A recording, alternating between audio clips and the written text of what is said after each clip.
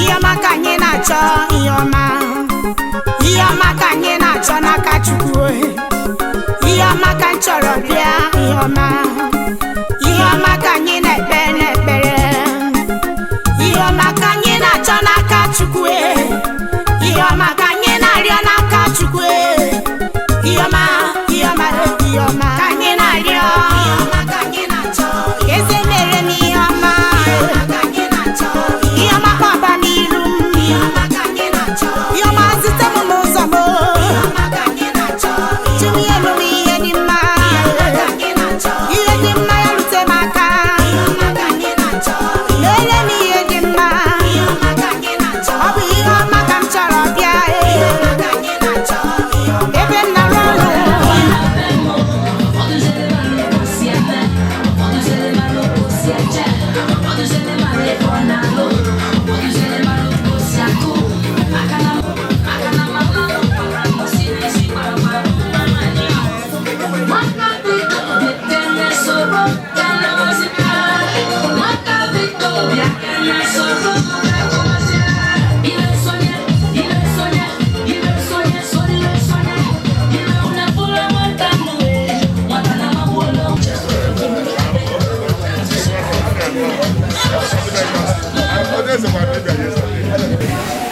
Anegenti. Yes. Kembo buna anyị ga-aga n'ihu ime ka mmụọ Chineke bata ebe a n'ụzọ dị iche. N'ihi ka ọ bụrụ na iji okpu kpuchie isi biko ka ọ lọta ala na-abụ n'iwe. Emeela otu a ngwa ka anyị hụdata n'isi n'ekpere. Onye nwe anyị bụ Chineke, onye naanị ya nwe ike niile, imeela ka ụbọchị nke taa abụọ nke ọma. Kpọkọta mmadụ niile n'ebe a, ihe anyị si bịa bụ ihe ọma, ihe bidoro na mbụ ime ka ụwa baa ụba n'ụmụ na akụ niile. Imeela duo eze nke anyị bịara n'ụlọ ya, ya zụọ nwa a mee ka ọ bụrụ mmadụ onye a ga-alụ alụ. Biko oge anyị nọ n'ime ya bụ oge dị mkpa, mgbe obi ụtọ ga-eru ala, mgbe ịhụnanya ga-eru ala, kwee ka naanị aha gị bụrụ ihe ga-ebuli elu. Anyị mechi ihe a ka ọ bụrụ n'udo ka onye ọbụla ga-eji laa n'aha Jizọs Kraịst bụ onye nwe anyị.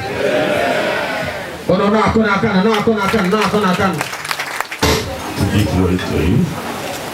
Father, we bring this dilemma for you. We sanctify with the blood of Jesus Christ. We pray like you know that you are not the glorified in all of them to be today. Thank you, Father. In Jesus' name.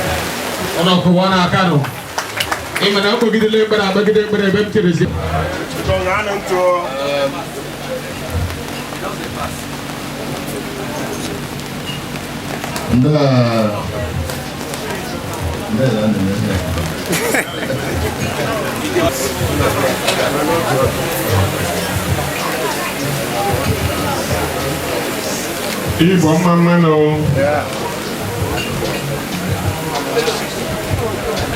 Igbo mama no.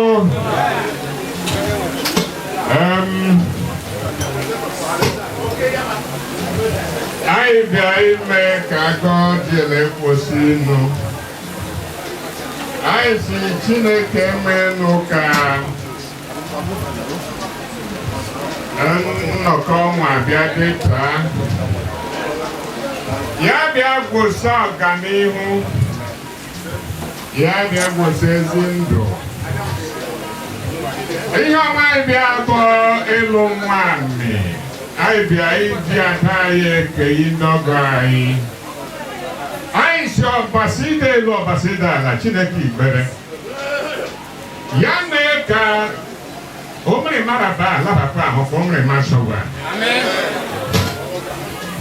Ihe dị azụ maka ọ dị ka ịhụnanya dụ, ka ọganihu dụ.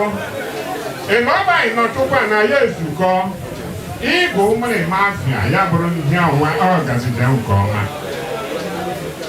Ibe ọ bụ mgbe ọbụla lụta ọmụmụ so ya ịhụnanya na-eso ya akwa ya ba ilikwu ya ba ibe ọhụrụ anyị si ọbasite elu mee ka ọ dụrụ anyị na ọha afịa dị iso Chance ọtọ ụtọ bịa bụrụ n'ọjị na ọhụ bịa bụrụ ya ga-akpa ịtụkwa ndị chụọ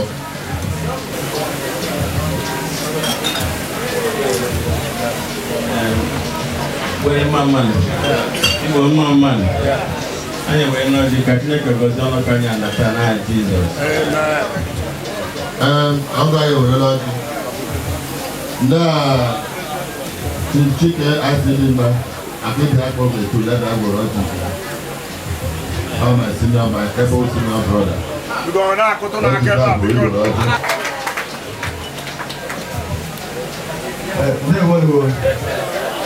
mbọsị ọjị ọnwa afịa n'olu chief ICD mba ẹlọ́pàá gbòrí àná lọ́dún wọn mọ́ra àbúsà fún àwọn eziokwu ndewonu. The traditional prime minister of the palace Chipe Oban Onowu Ọ̀kàkà N'Ụmụoji ya mere ọjị ndị palace.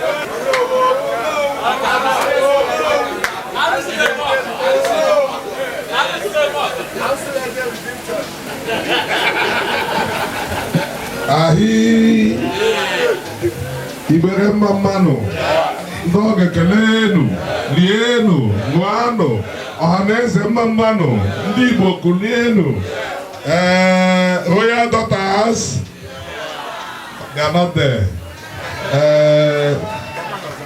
Royal Daughters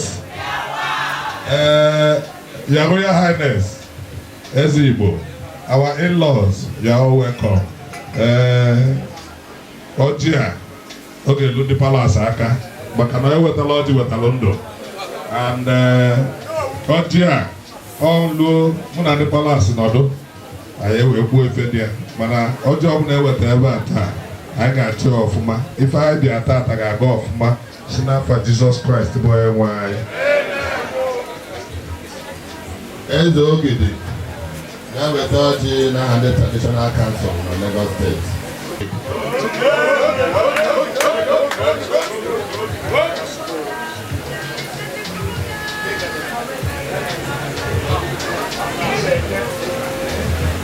Igbo kani Prigwano biko ana m asị Chineke na anyị ma ndị eze in diaspora na tapụrụ anointing na uche dimkpa na-eme tata anyị na-asị anyị dịchakwa ndụ ka enwe anyị etu a n'aha Jizọs Kraịst bụ Prince Ignatius Ọzaraebuka ya weta ọjị n'aha ndị ọhaneze wetara nke gị gba wetara ndị Ikeja wetara ndị Igbo niile ọzara Igbo kelee unu rienu Royal Daughters of Nigeria Ezudo ndị ọgọ nọọnụ eji m afọ president ọhaneze ndị Igbo Lagos State na mụnwa bụ chairman ọhaneze ndị Igbo Ikeja chapter wee ekele onye ọbụla bịara ebe a na ihe anyị bịara taa na ihe ọma mere maka ọ na-awa ọ na-adị mma nwoke nwụsịa nwa oke nwa ihe ọma mere anyị wee sị na onye ọbụla nọ ebe a ihe oriri ma ihe ọṅụṅụ ma egwu a ga-agba na obi ahụ niile a ga-eme today na Chineke ga-eme ọgazie n'ihu na-enwe nsogbu ọrụ n'aha Jizọs Kraịst nwe anyị. na-akụ n'aka na-akụ n'aka na-aka n'aka ndị ahịa ọjị.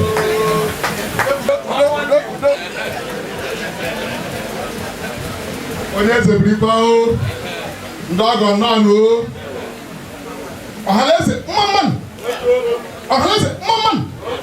ndị agha kelenu ndị Igbo ndị enyi m mmanụ rienu zụọnụ Royal Daughters biko n'aha ndị agha niile na Lagos State ana m asị na ihe ọma mere onye eze anyị na ala ọlọ ya na nwanne anyị nwoke nwoke anyị na ala ọlọ nke ya na ọ ga-emere onye ọbụla obi ya dị ụcha bịara nga atụde n'aha Jizọs mara asị na ụkwụ anyị ji bịa ebe a taa anyị ga-eji ya laruo n'udo kụọ akụkọ ihe ọma anyị hụrụ ebe a n'udo n'aha Jizọs. Udo dịrị unu niile n'aha Jizọs. Ọ nọkọwa n'aka were ọjị gị.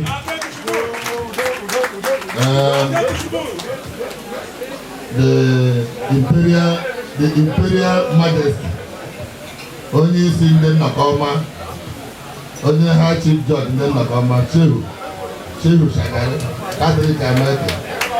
After I have Imperial, like they have Imperial, no about ya.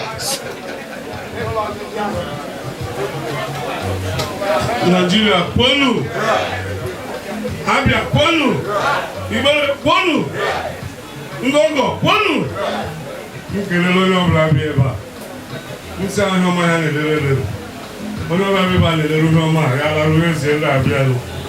Nse sọja m meburu m eji esikwa mmiri ndị Imperial ibe m ma ka ọrụ ibe m sa. Ndị ewuru. Na-akụ n'aka nụ, na-akụ n'aka nụ.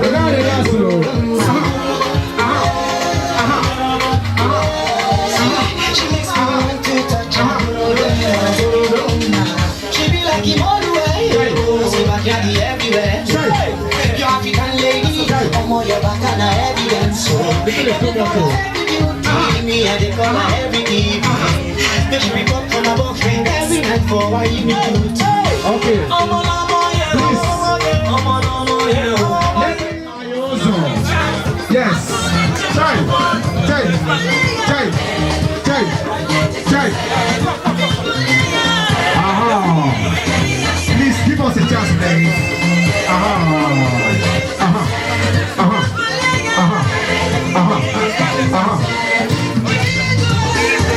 Yes.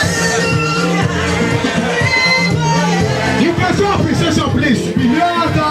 Tap anointing, tap anointing, tap anointing, tap anointing. Yes. Yes. Yes. Okay, see man. Yes. I don't know yes. It's a believer with you. Yes.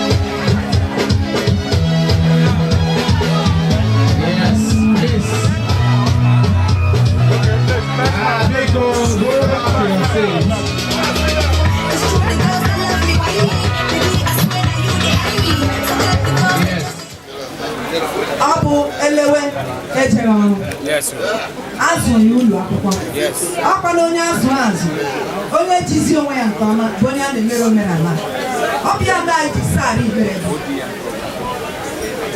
haleluya mmeriwe mmeri mmeriwe mmeri ụwa kpamọnụ mmadụ ụwa ya ya nga ya nga mmeriwe mmeri mmeriwe mmeri wakpanụmọnụ mmadụ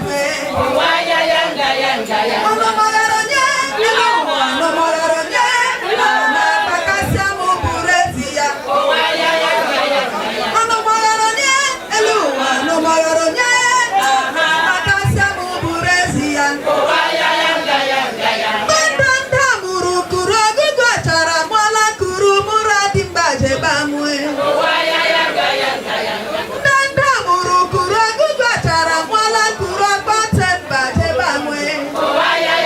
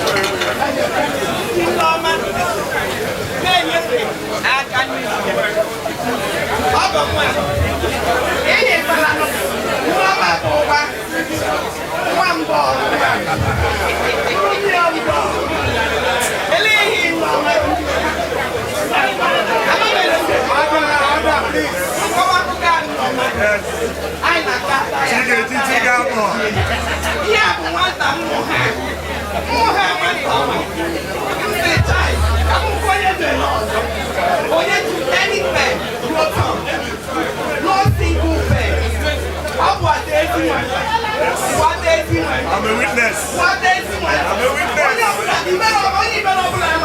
Preach the gospel. Preach the gospel. Preach the gospel. Oh yeah.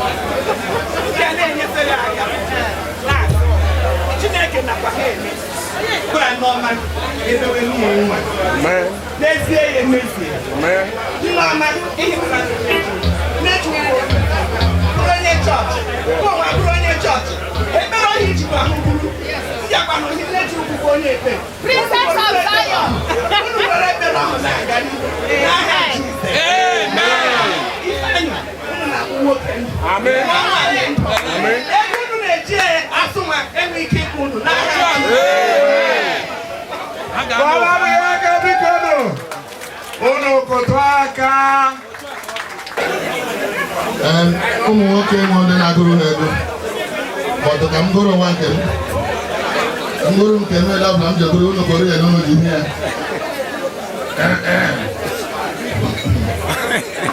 Glory be to the Father through Jesus the Son, so lovely the world that He gave us His Son.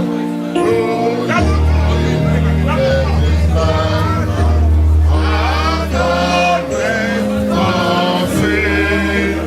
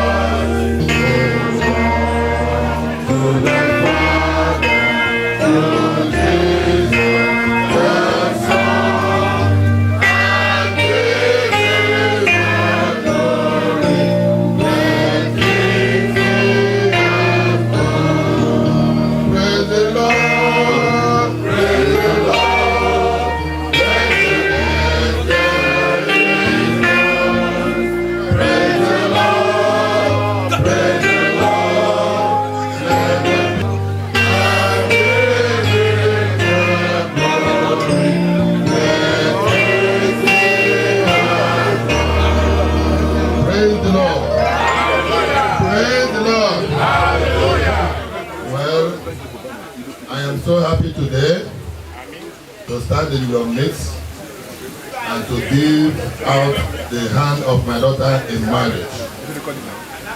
And I am giving out a daughter that have honored me very well. That have honored herself very well. That did all the things I wanted her to do for the family. She is a very good daughter. A daughter of Zion, as my sister Ada will call her, and everybody knows her. And thank God also that today I am adding another son to my family, which is Ifeanyi also. I only stand here to give testimony to both of them because they are good children.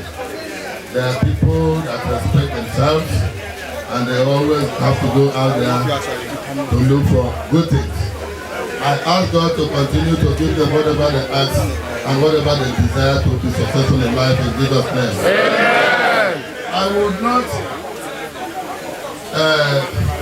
close this my statement without mentioning one or two things. Nneoma is so dear to me and so dear to everybody in the family. I am giving her out today to the family of Otudo because it is good and it is right so to do. If you have a daughter, no matter how good she is, the best thing you pray for is a day like this, where you give her out in marriage. And I'll tell you, since I gave birth to this little girl, the day she was born, I came to the hospital in Denton, Aba. When they told me that she has been delivered, I asked the nurses, is she a girl or a boy? They said a girl. I started rejoicing. The nurses were surprised. They said, this is the first time we are seeing an Ogo man who will give birth to a baby girl and is happy. What is wrong with this man? Is he well at all?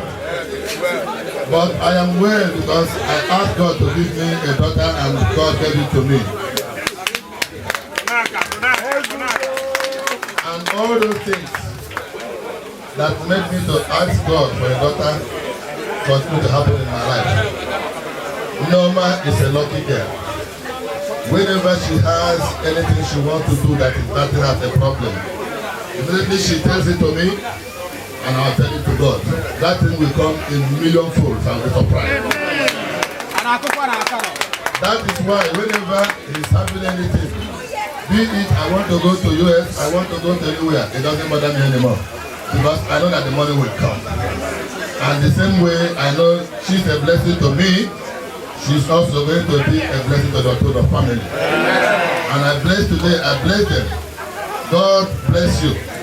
God bless you. All the things that you need in life will be added unto you in Jesus' name.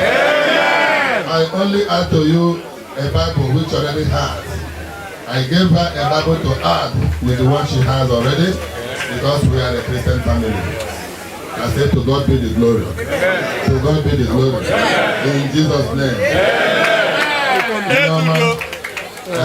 After today, we will be missing you, but I think we only have to stay for the next 1 week before we go and deliver you finally.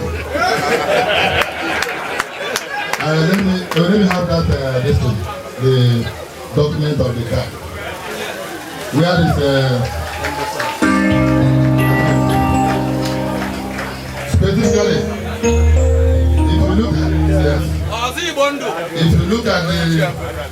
if you look at the document of the car, it was not written Nneoma Uche. It was not written Ifeanyi Otudo. It is written, can you pronounce it? The receipt says Nneoma and Ifeanyi Otudo. So that Nneoma will not come and start claiming it is my car. My daddy gave it to me. My daddy gave it to us. It is our car. And you continue to buy more in Jesus' name. God will bless you. Bless your children. Bless your children. In Jesus' name. I hand it over to Ifeanyi Otudo. And you can see also that place is loaded for you to start your new life. And when you start your new life, God will bless you in Jesus' name. Thank you very much.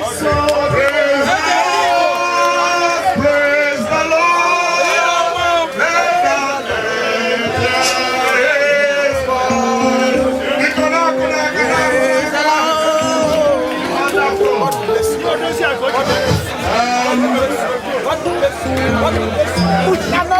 In Jesus' name. My God, save my soul.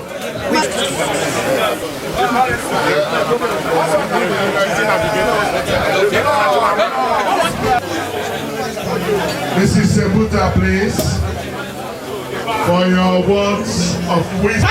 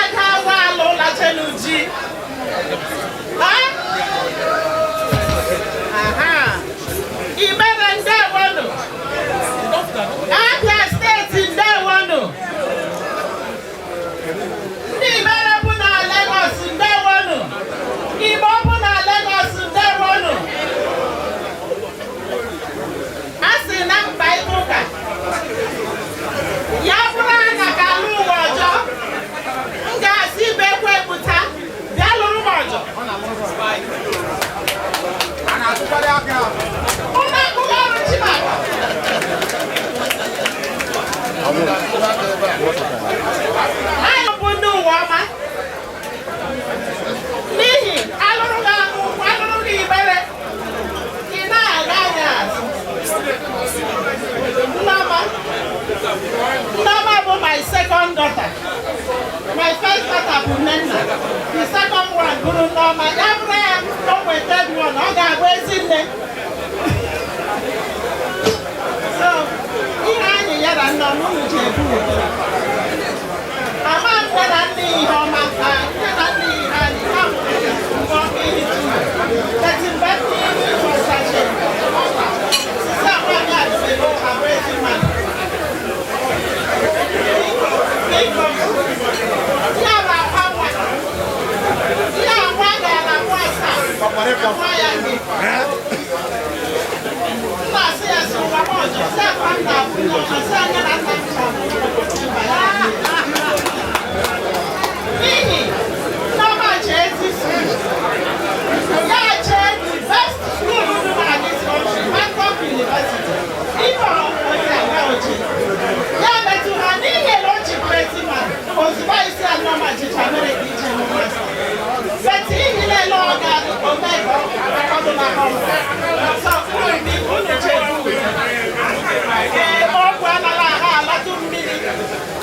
Because he was in my house, so I need it.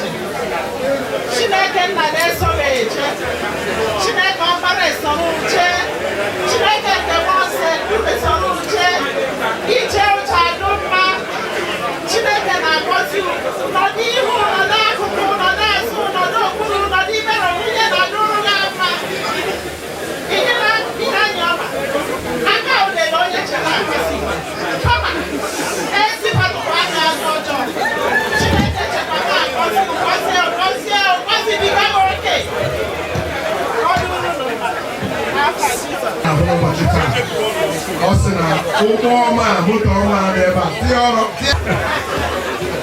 So let's say this is, I'm speaking on behalf of the youth. It might be Nayuku Neva. Also, you made a swear. Hello? Hello? Go ahead. Then I ask why English so easy. So now I'm 2 weeks about Norma one, the beautiful princess. Only as an idol, we are so proud of her. We're able to be with them today, so we are so proud of her. Okay. Enjoy. His Excellency, you're welcome.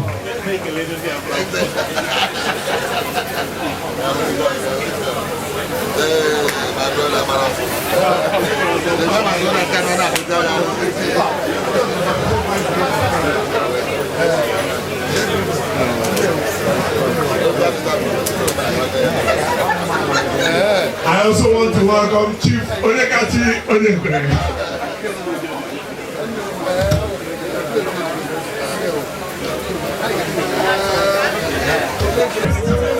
What people get to today? What people get to number bond get that say because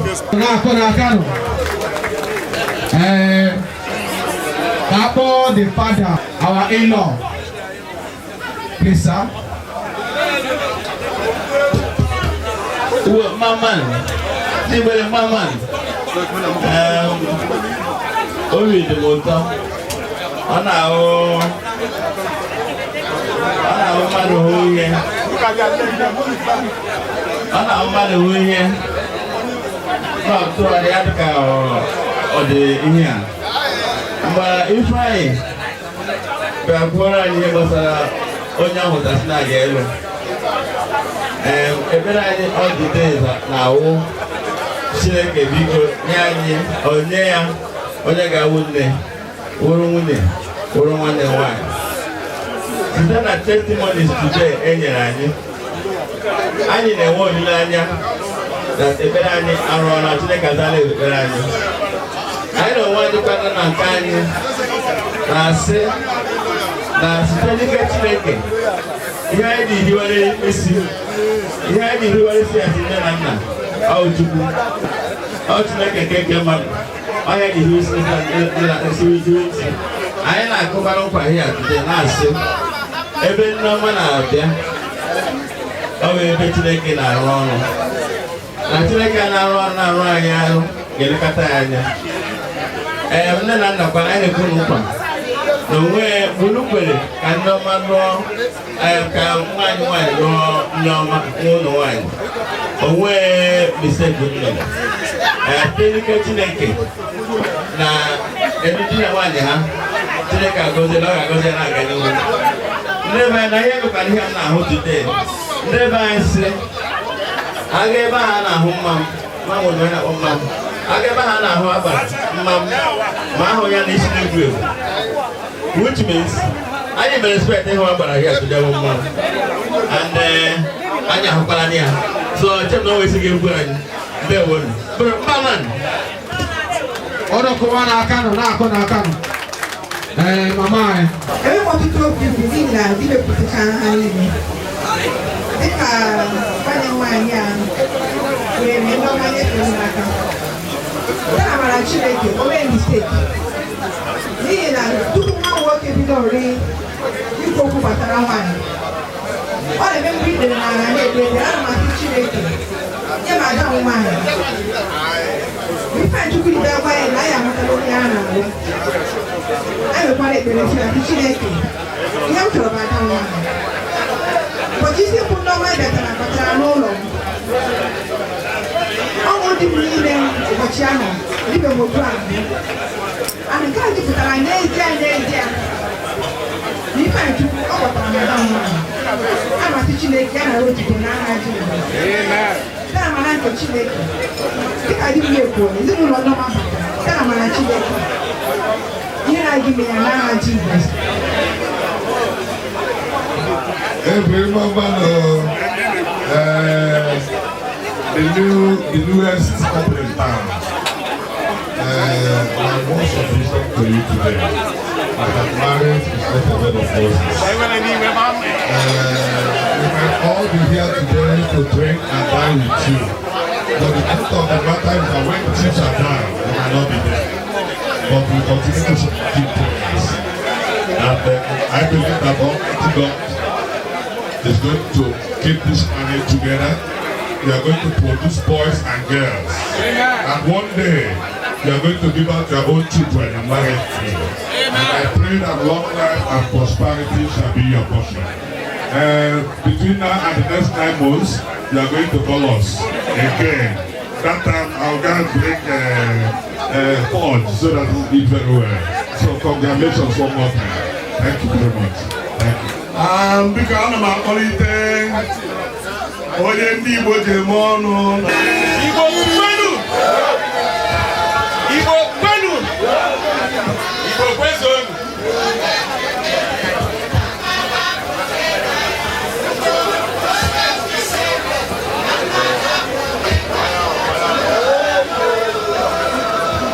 ụmụ nwanyị kwenu Nneọma ya gaziere gị okorobịa mara mma ya dịkwara gị mma Nneọma o kwere gị ghọta na papa gị bụ my mentor bụ onye ndụmọdụ mmadụ ọ bịa meziri amasị m ihe m ga-alụ gị bikos papa ya dụsicha na ọdụ otikọ ọdọ m ga-alụ gị ihe niile m na-ekpere gị bụ ekpere Chineke nna nye gị dị ọma ya ma ekwe ka mmiri otu ahụ n'ogwu ndị ike ja kwuru sị na ọnwa itoolu taa anyị ga-abịa Chineke gị mebe ya dị ụzọ ahụ. Ihe gị na-adịghị nke iri aka gị kwuru. Ịhụnanya obodo, ịhụnanya ihe niile. Chineke gị dị ụzọ ahụ ya dị ụzọ ahụ. Ihe papa gị mere ya bụ mkpụrụ ka ọ kụrụ. Otu ahụ si kọọ mkpụrụ mbụ, unu nwatụgharịkwa ya ma ọ ka nka. Chineke ga-enye unu iwu dị azụ ya. N'aha Jizọs Kraịst bụ onye nwe anyị.